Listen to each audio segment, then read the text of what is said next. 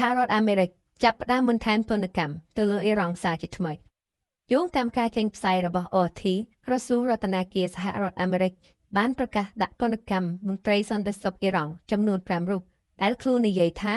បានជាប់ពាក់ព័ន្ធនៅក្នុងអំពើហិង្សានិងការគៀបសង្កត់យ៉ាងឃោរឃៅប្រឆាំងនឹងពលរដ្ឋរបស់ពួកគេចំណាត់ការនេះកើតឡើងនៅពេលដែលប្រធានាធិបតីសហរដ្ឋអាមេរិកលោក Donald Trump ហាក់ដូចជាកំពុងទម្លាក់ចុះពីការគំរាមកំហែងនៃសកម្មភាពយោធាប្រឆាំងនឹងអ៊ីរ៉ង់ទណ្ឌកម្មនេះដែលសំដៅទៅលើលោក Ali Larijani លេខាក្រុមប្រឹក្សាសន្តិសុខជាតិជាន់ខ្ពស់អ៊ីរ៉ង់និងកងឆ្មាំបដិវត្តន៍អ៊ីស្លាម IRGC ជាច្រើនអ្នកនិងមេបញ្ជាការអនុវត្តច្បាប់មួយចំនួនផងរដ្ឋាភិបាលក៏បានដាក់ទណ្ឌកម្មបុគ្គលនិងអង្គភាពចំនួន18ផ្សេងទៀតដែលត្រូវបានចាត់ប្រកាន់ថាបានជួយអ៊ីរ៉ង់ឲ្យគេចពីទណ្ឌកម្មប្រេង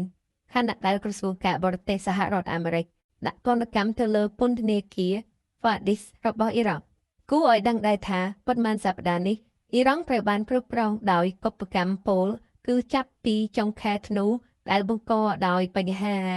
អតិផរណាដ៏អាក្រក់និងការធ្លាក់ចុះយ៉ាងខ្លាំងចំពោះតម្លៃប្រាក់រៀលរបស់អ៊ីរ៉ង់បាទបងប្អូនអរគ្នាបាទឃើញថាមួយរយៈនេះគឺស្ថានភាពពិភពលោកគឺក្តៅមែនទែនបាទទាំងអាស៊ីយើងទាំងប្រចាំបូព៌ាអឺរ៉ុបនិងអាហ្វ្រិកគឺប្រទេសធំនៅលើពិភពលោកដែលជាមហាអំណាចកំពុងតែសង្កេងសិកតុងដាក់គ្នាហើយយើងមិនដឹងថា